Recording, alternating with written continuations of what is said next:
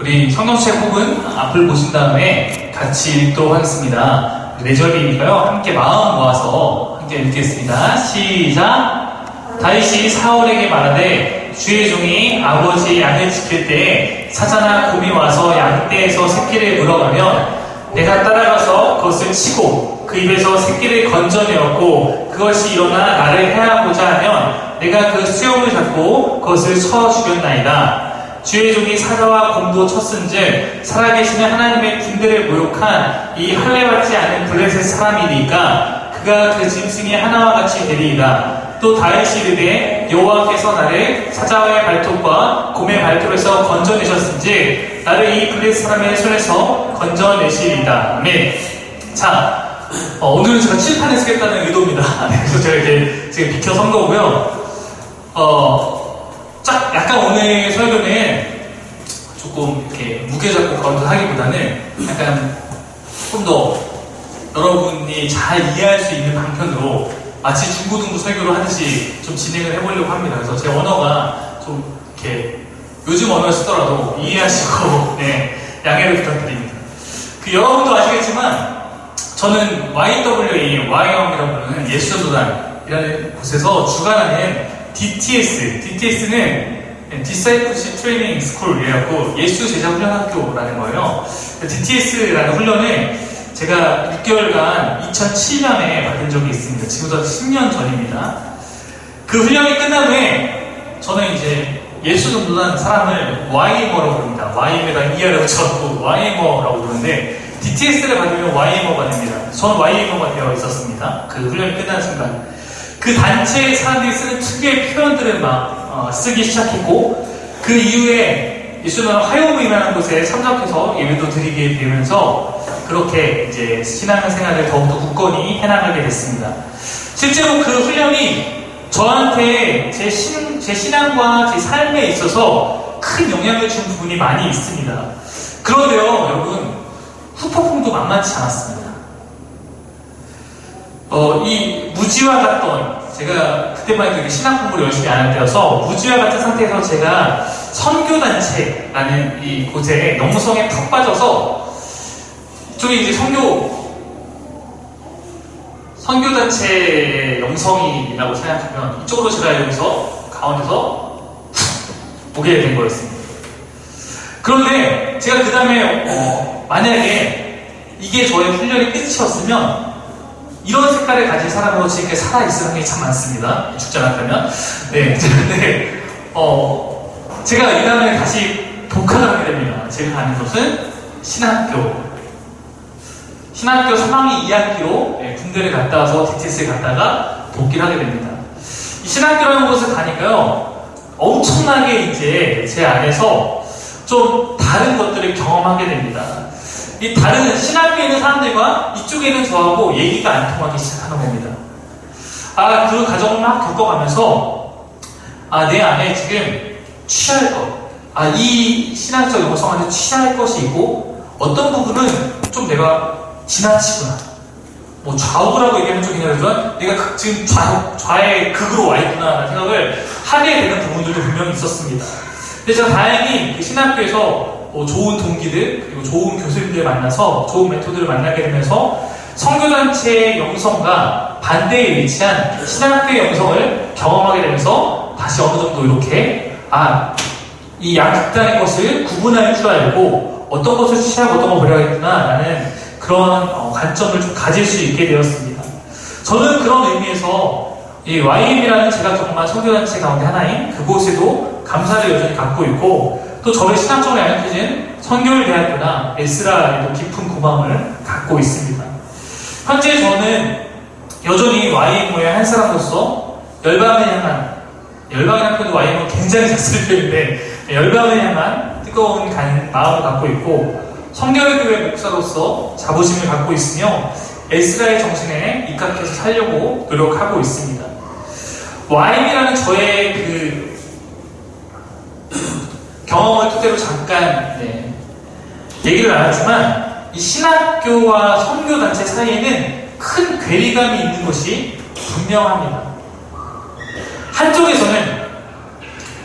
이쪽에서는 이쪽에 푹 빠져있는 사람들 향해서 비판할 때 잘 쓰는 용어가 있습니다. 이 천박한 지성주의자들, 이렇게 말해요. 그러면은 이쪽에서는 이쪽에 푹 빠진 사람에게 뭐라고 말하는 줄 알아요? 이런 무모한 감성주의자들, 이렇게 말하는 겁니다. 이쪽의 장점은 감성이 풍부해요. 자, 여러분 열방에 갑시다, 십자가로 갑시다 하고 뭐 이슬람교식 전도하고 없으면 막 아멘하고 가는 사람들이고, 이쪽의 장점은 말씀을, 신학을 좀 깊이 있게 하면서 약간 그것에 일각의 사람을 찾으려는 거기에 굉장히 강한 그런 것이 있습니다. 제가 DTS라는 이 훈련을 마친 뒤에 이제 교회 복귀해서 6개월의 전도사 대학을 시작하게 됩니다. 교회에서 사역을 하면서 여러 가지 고민이 생겼습니다. 분명히 내가 여기서 경험한 것들을 같이 나누고 싶은데 교회에 가져오기에는 이 선교단체의 어떤 것과 신학적으로 다른 부분도 있고 대상도 다르고 분위기도 완전 다르기 때문입니다. 아까 얘기했듯이 DTS라고 해서 우리가 50명이 동기였는데 그때는 진짜 그런 겁니다. 여러분 우리 가서 주를 위해 죽읍시다 그러면 아멘하고 죽을 만한 각오로 막 가는 사람들이고 이미 그곳에 온 사람들이 다 막 여러 가지 협박 속에서 짐싸움 내고 올라오고 결단하고 오고 막 이런 거기 때문에 저희가 그때 전도 여행을 5군데 가는데 가장 인기 있었던 곳이 팔레스타인이었어요. 왜 가장 인기 있었는지 아세요? 가장 죽을 위험이 높은 곳이었기 때문에. 가장 전도하다 핍박받고 위험한 곳이었기 때문에 그곳에 가고자 하는 마음이 굉장히 컸습니다. 그러니까 아이러니한 곳이었어요. 저도 팔레스타인 너무 가고 싶었는데 떨어져서 저는 몽골로 가게 됐었는데 지금 보시면 또 그 안에 하나의 은혜가 있었던 것 같습니다. 근데 교회라는 건 어떻습니까? 교회에는 주 예배 오는 것도 버거워하는 사람들이 모여있는 곳이기도 합니다. 그러니까 여기서 주를 위해 죽자고 그러면 걔가 왜 주를 위해 죽어요? 이렇게 나올 수 있는 곳이죠. 저희가 지난번에 제자 오카늠이라는 영화를 함께 보셨던 걸 기억할 겁니다. 그 제자 오카늠이라는 영화에서 나왔지만 선교단체에는 막 청년들이, 뜨거운 청년들이 막 몰리는데 교회에는 청년들이 실종되는 것들이 이제 90년대 이후에 나타난 한국교회 현상이었어요. 그러니까 한국교회 내에서도 청년들이나 이런 젊은 세대를 어떻게 교회도 이들을 양육할 수 있을 것인가에 고민을 하게 됐고 그러면서 양육과 제자 훈련에 대한 시도들이 교회 안에서도 생겨나기 시작했습니다. 사실 제자 훈련, 양육 이런 것은 더 전문적인 것은 어떻게 보면 선교단체라는 곳이었습니다. 그러나 지금은 교회에서도 이 일들을 많이 해나가고 있습니다. 저는 이 사김의 교회 저희 공동체 안에서 여러분과 함께 예수님의 제자가 되는 훈련을 하고 싶은 마음이 물론 저에게도 당연히 있습니다. 당연히 필요하다고 생각하고요. 하지만 이것이 한순간에 되지 않은 것입니다. 아마 DTS 같은 곳에서 같이 나누고 같이 가르치는 것이 훨씬 더 쉬운 일일지 모릅니다. 교회는 훨씬 더 어렵고 때로는 그 과정 가운데 같이 더 격려하고 함께 나가자고 해야 될 수도 있고요. 어떻게 보면은 초등 과정이 있어야지 중등 과정을 경험하는 것처럼 서두르지 않고 교회는 더욱더 차근차근 우리가 예수님이 어떤 분인가를 배워가야 하는 어떤 그런 목적과 사명이 있다라고 생각합니다. 그래서 제가 원래는 별도의 시간을 만들어서 한 명씩 1대1로 양육을 할까? 이런 생각도 했었는데 아직 지금 우리 공동체 안에서는 먼저 같이 가장 기본적인 것을 나누면서 함께 하는 것이 좋겠다는 생각이 있어서 오늘부터 일단은 주일 설교를 통해서 여러분과 가장 기초적인 예수님의 제자의 삶, 성도의 삶, 이거에 대해서 나누고자 합니다. 그래서 제가 몇 가지 이렇게 커리큘럼을 한번 쭉 적어봤어요. 어떤 것들을 나눠볼까? 첫 번째는 하나님을 경험하는 삶입니다. 그 다음에는 아마 묵상을 나눠야 될 것 같아요. 그리고 기도가 무엇인지. 그 다음에 영적인 어떤 것들, 영적 전쟁이라든지 우리가 민감하지 못한 어떤 그런 부분에 대한 것들도 전하고 싶고 재정에 대한 그리스도인의 원칙, 그 다음에 제자의 삶, 선교, 이 정도 일단 7가지 정도를 생각하고 있습니다. 바뀔 수도 있습니다. 이 시간들의 가장 큰 특징은 제가 다짐한 거는 설교 시간에 이거 나누기 때문에 설교를 보다 간결하고 짧게 전하면서 대신 우리가 함께 질문하고 함께 나눌 수 있는 그 나눔의 시간을 예배 시간 안에 같이 나누고 만들어서 진행하려고 합니다. 그래서 오늘 첫 번째 시간에 먼저 일단 인트로식으로 같이 좀 나누면서 이 안에서 말씀 메시지도 함께 전할 수 있기 위해 노력할 겁니다. 이러한 우리 함께 제자가 되어가는 제자 훈련이면 제자 훈련의 첫 과정, 가장 기초적인 이것이 사김의 교회의 영적인 초석을 놓는 귀한 시간이 되었으면 좋겠습니다. 여러분 그렇게 되기를 바라십니까? 네. 하나 화이팅? 네. 네. 어려운 내용이 아니기 때문에 오늘은 아까 얘기했던 경험하는 삶입니다.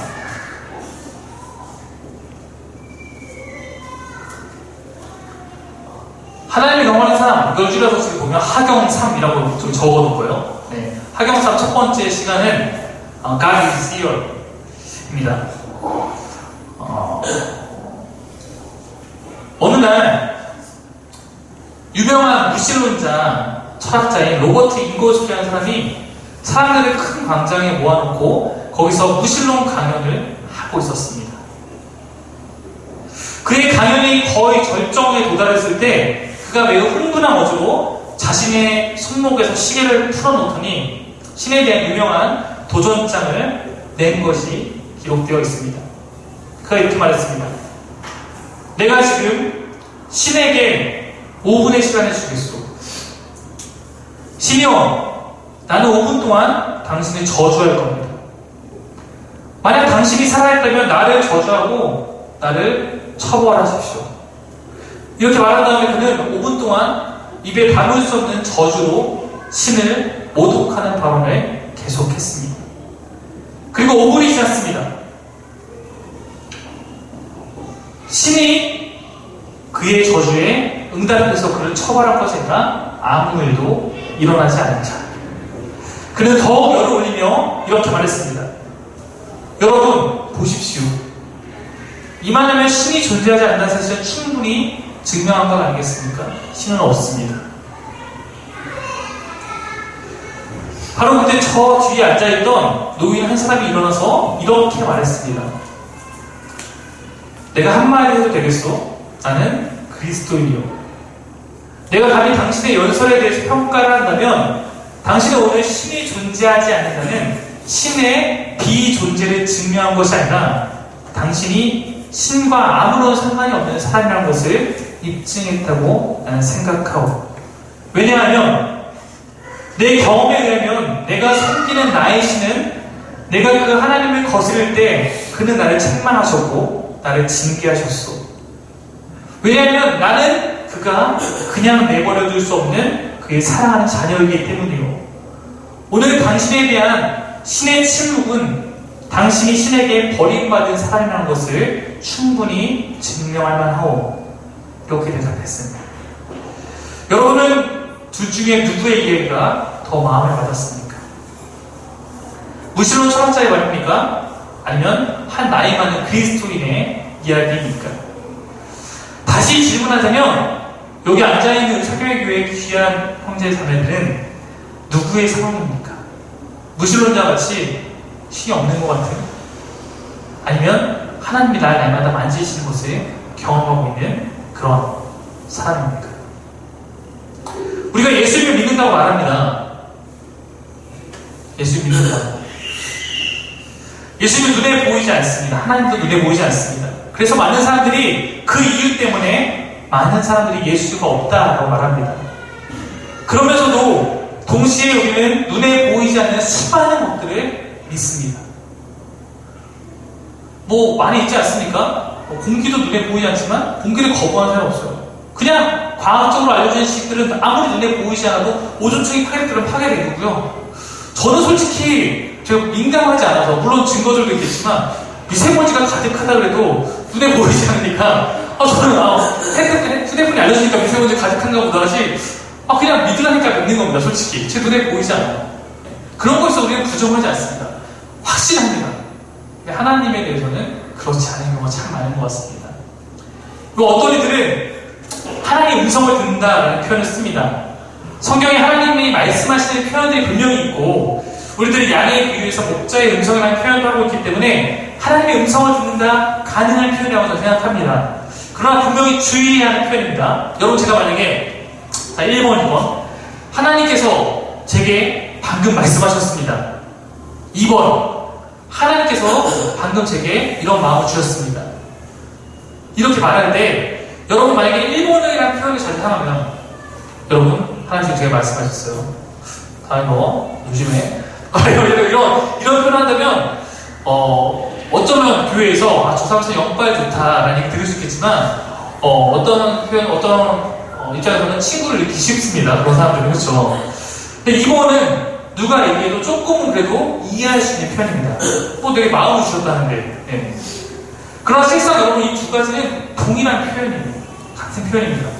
그래서 제가 DTS 끝나고 수료식하는 날 거기서 이런 얘기 했어요. 우리 Y교끼리는 하나님 음성을 듣는다는 표현을 쓰는 것이 다 이해하기 때문에 괜찮지만 그리고 교회 돌아가시면 그 표현 조심해 주십시오. 우리가 오해받습니다. 그래서 그때 이렇게 표현하는 것이 더 좋을 것입니다 했더니 2번이었어요. 하나님이 이런 마음을 주셨습니다. 사실 그 이야기이기 때문에 그렇습니다. 하나님은 육이 아니시기 때문에 우리에게 육성으로서 빛이다. 이렇게 말하는 것은 굉장히 드문 일입니다. 성경에도 많지 않아요. 여러분, 요즘에 우리 열왕기상 묵상하지만 우리가 알고 있는 솔로몬에게 지혜 주신 장면, 그것도 육성으로 준 거 아닌 거 아시죠? 꿈에 나타나신 거예요. 그러니까 성경에서도 육성으로 하시는 경우도 있지만 그 일 자체가 그렇게 일상화되어 있는 게 아니고 정말 급하게 혹은 이 사람이 정말 마음이 어두워졌을 때 막 낙을 통해서 말씀 이런 거는 진짜 극한 상황에서 하나님께서 하시는 장면이지 일반적인 장면이라고 볼 수는 없습니다. 오히려 영이신 하나님 우리에게 영으로서 교감하시기 때문에 그것을 우리가 영에 대한 말씀을 우리는 마음으로 느끼고 생각으로 느끼는 것입니다. 여러분 마음 어디 있습니까? 여러분 마음 어디 있어요? 네. 아시죠? 동양인들의 마음은 그냥 마음이 여기 있다. 마음 침착. 네. 서양인들의 마인드가 어떠면 여기 있다고 말합니다. 마인드가 어떠 할 때는 그들은 이성이 생각하고 우리는 가슴을 생각하는 거죠. 차이가 있죠. 영을 말했다라는 것은 우리가 그냥 마음에 말했다라는 표현으로 사용하는 것입니다. 저는 이 자리에서 사기메이 교회 교인들에게 얘들아 하나님이 있으니까 하나님을 무조건 믿으라고 절대 강요하고 싶지 않습니다. 믿고 안 믿고는 사실 여러분의 자유입니다. 교회 안에 들어왔다고 모두가 믿는 척 해야 될 필요도 없습니다. 믿지 않으면 믿지 않는 대로 나아가고 그 상황에서 솔직하면 됩니다. 그러나 적어도 저는 하나님께서 살아계신 확실히 믿고 있습니다. 제가 목사이기 때문에 아니에요. 제가 아시겠지만 저를 경험하시면 알겠지만 저는 굉장히 이성적이고 굉장히 논리적인 사람입니다. 그런 제가 보이지 않고 증명하기 힘든 것을 믿을 수 있는 것은 제 삶에 그만한 경험들이 있기 때문입니다. 여러분 그래서 경험이 그만큼 중요합니다. 경험은 우리의 모든 것을 뛰어넘는 경우가 많습니다. 체험은 우리의 몸에 각인이 됩니다. 하나님은 자기를 나타내셔서 우리에게 하나님이 경험하도록 하십니다. 그래서 하나님 경험하는 것은 특별한 사람만 가능한 것이 아니라 누구나 가능합니다. 그 전에 제가 사역했던 교회 청년 가운데 하나가 저보다 더 이성적이고 더 눈에 보이지 않는 것을 믿지 않고 증명된 것만 믿는 친구가 있었는데 그 친구가 교회에 오게 된 결정적인 계기는 하도 이성적으로 말이 안 되니까 어느 날 갑자기 자기도 모르게 영적인 것을 듣기 시작했어요. 너무 두려워서 벌벌벌 떠는 삶을 살다가 엄마가 교회 다니셨는데 엄마가 너 그러면 이렇게 못 살 것 같으니까 교회라도 가보자 그래서 교회에 도착해서 딱 도착한 순간 자기를 계속 오랜 시간 동안 찾아오고 있던 그 두려움이 사라져서 머리는 믿지 않지만 그 체험 때문에 교회에 와서 신앙을 시작하게 된 경우를 들은 적이 있습니다. 어떻게 역사할지 모르는 겁니다. 여러분 지금 이 공간에 보이지 않지만 뭐가 있다는 것을 아십니까? 뭐가 있나요? 우선 와이파이가 있습니다. 와이파이가 있죠. 아시죠? 네. 전파가 있어요. 라디오 전파도 있고 인터넷 전파도 있고 보이지 않지만 있습니다. 이거 믿으시죠? 이거 부인한 사람 없을 겁니다. 와이파이 키면 다 보이니까. 근데 여러분 이거 느끼시나요? 나 와이파이 느끼고 있어. 이곳은 와이파이가 되는 지역이야. 느끼지 않죠? 못 느낍니다. 하지만 우리에게 와이파이 잡을 수 있는 핸드폰이 있거나 내가 랜카드가 있거나 라디오에 안테나가 있으면 우리 그것을 경험합니다. 여러분 수십 개의 라디오 주파수가 동시대에 같이 막 있습니다. 같은 공간에. 근데 우리가 그거를 주파수별로 하나 잡아서 듣는 거예요. 내가 지금 경험하고자 않아서 나머지 주파수가 없는 게 아니라 항상 존재합니다. 다만 그 가운데 내가 하나를 잡아서 듣는 거고 그거 하나도 못 잡는 거예요. 교회라는 것도 마찬가지입니다. 이 안에 하나님이 함께 하세요. 근데 그걸 누군가 잡을 수 있고 누군가는 못 잡습니다. 내가 못 잡고 있다고 해서 내가 못 느낀다고 해서 하나님이 없는 것이 아니라 다만 내가 그분을 잡을 수 있는 안테나가 없는 겁니다. 하나님은 우리 곁에 늘 존재한다. 이것이 성경이 말하는 것입니다. 내가 느끼지 못한다고 없는 것이 아닙니다. 나에게 영적인 안테나가 없기 때문에 혹은 나는 안테나가 있고 싶지만 무언가가 나를 차단하고 있기 때문에 하나님을 경험하지 못하는 것입니다. 그 무언가는 내 마음 안에 있는 극한 의심일 수도 있고요. 영적인 거에 대한 완벽한 무지함일 수도 있습니다.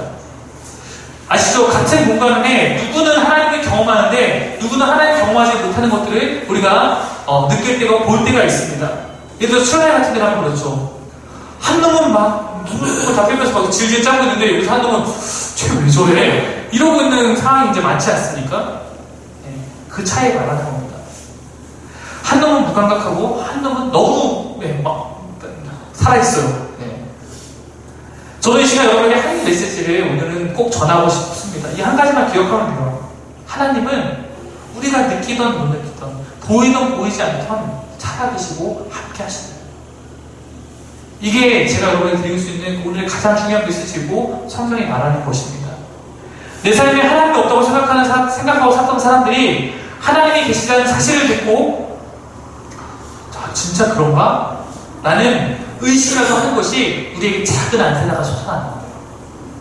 교회가 왜 필요합니까? 교회라는 것이 와서 이런 말씀을 드리면 그래도 한 번쯤 의심을 볼 거 아니에요. 하나님이 있다고 하는데 얘는 좀 느끼고 이 사람 좀 느끼고 있는데 왜 나는 못 느끼지?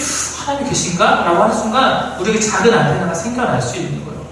하나님 먼저 만나본 사람들 보면서 우리가 그것을 보고 도전받고 그러면서 하나님 만나가게 되는 것일 수도 있습니다. 저는 그 영적인 무감각을 오늘 여러분과 같이 깨우려고 노력하는 것입니다. 오늘 말씀을 볼게요. 오늘 말씀에 보면 다윗이라는 소년이 나옵니다. 그는 소년이었습니다. 그가 어느 날 형들에게 뭘 갑니까? 네, 도시락 셔틀을 갑니다. 그쵸? 도시락 셔틀을 갔어요. 아빠가 야, 너 이거 형들한테 가서 또 좀 이렇게 형 전쟁 중에 있으니까 가서 도시락 좀 주고 와. 이래서 도시락을 배달왔습니다. 당시 이 형들은 어디 있었냐면 이스라엘과 블레셋과 전쟁을 벌이고 있었습니다. IS하면 요즘 그냥 이상하게 지금 이게 이스라엘의 편입니다. 이스라엘가 블레셋이라는 리방 족속과 싸우는 이 전쟁 중인 상황이었습니다. 여러분 이 당시 전쟁은 좀 특이했어요. 고대 전쟁 다 마찬가지인데 제가 삼국지를 굉장히 좋아합니다. 삼국지 굉장히 좋아하는데 삼국지에 보면은 항상 전쟁 때는 뭘 하냐면 여러분 일기토라고 아시나요? 일기토. 요즘 사람 모르겠군요. 자, 여러분 댄스팀끼리 배틀을 합니다. 그러면은 다 같이 출중해라 한 명씩 나와서 쇼다운을 펼치잖아요. 그런 것처럼 그걸로 기선제압을 하는데 그 기선제압이 거의 전쟁의 승패를 결정하는 경우가 많습니다. 그래서 삼국지 같은 경우는 여포가 나와서 누구든지 나오면 배고 이러면은 그 전쟁이 그냥 끝나버리는 이런 상황이 되는 거 아닙니까? 고대의 전쟁이 그랬어요. 양쪽의 대표가 나와서 1대1로 싸우는데 이것을 단순히 기싸움을 넘어서 대장이 이긴 놈이 그 전쟁을 이기는 겁니다. 근데 블레셋에 끝판왕이 있는 거예요. 누굽니까? 아시죠? 이거는 다 골리앗이라는 시대의 장수가 있는 것입니다. 사본마다 좀 다르긴 하지만 우리 개혁개정서는 약 3m라고 기록하고 있고요. 다른 사회사본에서는 2m 정도라고 기록하고 있어요. 그러니까 2m에 3m 사이에 거구 있죠. 요즘에도 정말 키가 큰 사람은 기네스 보면 2m80 이거까지 본 적이 있으니까 엄청난 그 시대에 그런 돌연변이 가운데 하나였던 것 같습니다. 그 거인 장수가 나와서 이렇게 외치는 거예요. 뭐라고 외치냐면 너희 중에 한 놈이 나와서 나랑 한판 붙자. 그가 나를 이기면 우리가 너희 종이 되겠다. 대신 내가 그를 쳐 죽이면 너희는 우리 종이 돼서 우리 선결한다. 사무엘상 17장 9절의 말씀입니다. 근데 이 말을 듣고 이스라엘에서 그래 너 나랑 한판 붙자 라고 하는 애가 없었어요. 그럼 뭐 하고 있었냐? 성경에 표현한데 몹시 놀라서 떨기만 하고 있었습니다. 자, 그러니까 골리앗이 나한테 맨날 외친 거예요. 야, 너희 쫄보들아, 나랑 한번 붙자. 이러면서 막 이스라엘 하나님을 저주를 하고 이러면서 막 하는데 아무도 나가지 못하는 날이 40일이 지났습니다. 40일 동안 매일 그러고 점점 사기가 내려가는 거죠. 예. 이런 상황이었습니다. 자, 이때 이스라엘에 왕이 있었습니다. 이 왕이 누구였죠? 사울이라고 만났어요. 사울 왕도 또래보다 목이 하나 더 있는, 얼굴이 하나 더 있는, 키가 크고 장대한데 골리앗 앞에서는 아주 연약하고 작은 존재였다는 걸 느꼈던 것 같습니다. 날 따르라고 싸웠던 게 아니라 사울이 했던 얘기 뭐냐면, 얘들아 쟤 좀 무찔러줘.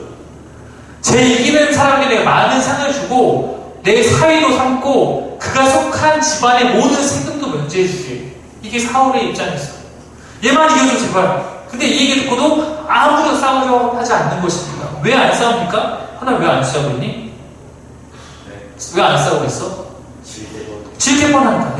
진다는 거냐? 지는 게 아니라 목이 날아갈 때 뻔하니까. 죽을 것 같아요. 죽으면 여러분 상이 무슨 소용이 있고 사위가 무슨 소용이 있고 우리 집안 세금 문제가 무슨 소용이 있겠습니까? 왜 안 싸우는 거예요? 근데 형들이 도시락을 내려갔던 다윗이 왔는데 골리앗을 떠들고 있는 걸 듣게 됩니다. 근데 여러분 다윗의 반응이 달랐어요. 다윗이 뭐라고 말하냐면, 저 할례도 받지 않은 블레셋 사람이 뭐길래 살아계시는 하나님을 섬기는 분들을 이렇게 모욕하고 있는 것입니까? 할례 받지 않았다는 표현은 하나님의 백성 이스라엘이 할례를 받았기 때문에 하나님의 백성이 아닌 하나님을 모르는 저 녀석이 감히 하나님을 모욕하고 있다는 것에 그가 분노한 겁니다. 그리고 다윗이 말합니다. 제가 저 블레셋 사람과 가서 싸우겠습니다. 자, 다윗이 이렇게 하면서 했던 얘기가 우리가 아까 봤던 그 말씀입니다. 34절, 37절이 그 내용이에요. 다윗의 경험입니다. 다윗의 삶의 경험이 지금 보면 무엇이었냐면, 다윗이 양을 치는 일을 하였습니다. 그때 사자나 곰이 양의 새끼를 물어가면 다윗은 아이고 아까워 하는 게 아니라 그걸 쫓아갔어요. 그리고 그 맹수를 물리치고 양을 구해왔습니다. 이것이 다윗 삶에 있었던 경험이었어요. 근데 이것에 있어서 것은 37절 보면 다윗은 내가 힘이 세기 때문에 가서 사자와 곰을 때려잡고 양을 구해왔다고 생각하지 않았어요. 다윗은 뭐라고 생각했습니까? 37절에 보면은 여호와께서 이렇게 하신 것이다 라고 생각했습니다. 그는 이 힘이 내 것이 아니라 하나님의 보호 안에서 나타난 것이라는 것을 경험했고 알고 있습니다. 여호와께서 나를 사자의 발톱과 곰의 발톱에서 건져내셨다. 내게 경험되어졌던 그 하나님에 대한 신뢰가 있었기 때문에 블레셋의 장수 골리앗 앞에서 그는 떨지 않고 당당할 수 있는 것입니다. 이 경험이 이렇게 중요하다는 거예요. 여러분, 이스라엘 백성 가운데 하나님을 모르는 사람은 단 한 명도 없습니다. 왜냐면 그들은 태어나면서부터 성인이 된 이 순간까지 날마다 하나님의 존재를 들어왔고 배워왔고 외워왔어요. 그들이 스스로 매일같이 우리는 하나님의 백성이다, 우리는 선택받은 민족이다라고 얘기를 해왔습니다. 하나님의 철저한 교육 받을 때 쭉 찌르면 하나님 누구야 그러면 아브라함 하나님이, 이삭이 하나님, 야곱의 하나님이 그냥 쭉 나오는, 하나님 우리 이렇게 하셨고 이렇게 하셔서 쭉 나오는 그만큼 교육이 되어 있는 백성이었습니다. 근데요, 이들에게 이스라엘 시작부터 하나님께서 하나님에 대한 그 이성적 고백이 있었지만 그들에게는 다윗처럼 나의 하나님에 대한 고백이 없었어요. 내 하나님 나에 이렇게 했던 고백이 없었어요. 그래서 쫄고 있었던 거예요. 두려움에 떨고 있었던 것입니다. 하지만 다윗은 자신의 삶 속에 역사졌던 경험이었던 나의 하나님이 있었어요. 그런 믿음이 그의 삶 가운데 경험 속에서 다듬어지고 더 다듬어지고 더 다듬어졌기 때문에 이제는 그 단단한 믿음이 이 절체절명의 순간에 딱 든다는 것입니다. 여러분, 오늘 말씀 마칠게요. 오늘 말씀을 통해 여러분과 나누고 싶은 단 한 가지, 하나님이 살아계시고 그 하나님께서 지금 이곳에 계시며 그 하나님을 여러분이 경험할 수 있다는 것. 그 하나님이 만나지 않고서는 사실 우리의 믿음이 이성으로만 자라는 것은 불가능합니다. 이성을 통해서 우리가 하나님 살아계시는 걸 듣고 그 다음부터 우리가 영적으로서 그 하나님의 안테나를 키워나갈 때 하나님을 만나게 될 거예요. 누구나 경험하게 되는 것입니다. 왜냐면 우리가 만나고 싶어서 그분을 만난 것이 아니라 하나님께서 우리를 만나고 싶어서 늘 기다리시고 우리가 하나님을 경험하고 싶다는 그 마음의 표현을 하나님께 진정 올려드릴 때 그때 하나님께서 우리와 함께 만나 주시기 때문에 우리가 그분을 경험할 수 있는 것입니다. 사랑하는 사귐의 교회 형제 자매 여러분, 우리가 이 시간 영적인 안테나를 세우십시오. 영적인 안테나를 세워서 살아계신 하나님에 대해서 민감하게 살아계신 하나님을 경험할 수 있는 그런 여러분이 되었으면 좋겠습니다. 하나님 날마다 경험하는 삶, 어려운 것이 아니라 그 믿음을 갖고 그 마음을 갖고 실천하기 시작했을 때 우리 가운데 반드시 그 하나님을 경험하게 될 것입니다. 기도하겠습니다. 하나님, 우리가 함께 모인 지 6개월이 되었습니다. 이 사귐의 교회 안에서 이제 어떻게 하면 우리가 더욱더 하나님을 알아가고 배워갈 수 있을까라는 마음을 갖고 제자 훈련이라는 그런 주제를 갖고 설교를 나누기 시작합니다. 첫 시간 하나님을 경험하는 삶, 하나님께서 지금 이곳 가운데 함께 계신다는 것을 나눴습니다. 하나님, 이곳에 계신 우리 예배를 받으시는 하나님께서 정말 우리 성도들의 삶 가운데도 함께 하시고 반드시 이 교회에서뿐만 아니라 이들이 삶이 어디에 있는지 간에 함께 하시는 그 하나님을 경험할 수 있도록 주님께서 우리 가운데 하나님의 그 은혜를 이렇게 불어넣어 주옵소서. 성령 하나님, 우리에게 영적인 안테나를 세울 수 있도록 다짐할 수 있게 하여 주옵시고, 그래야 해서 삶의 순간순간마다 함께 하시는 그 하나님을 날마다 경험하여서 믿음이 자라고, 그래야 해서 정말 믿음의 그런 단단함들이 우리의 삶에 꼭 필요한 그 순간 드러날 수 있도록 인도하여 주옵소서. 첫 시작합니다. 주님, 정말 우리가 예수님의 제자가 되어가는 이 훈련을 1차적으로 마치는 그때까지 하나님과 함께 동행하시며 우리 가운데 인도하여 주옵소서. 감사드리며 예수님의 이름으로 기도드립니다. 아멘. 네, 다음 페이지를 한번 넘겨봐 주십시오.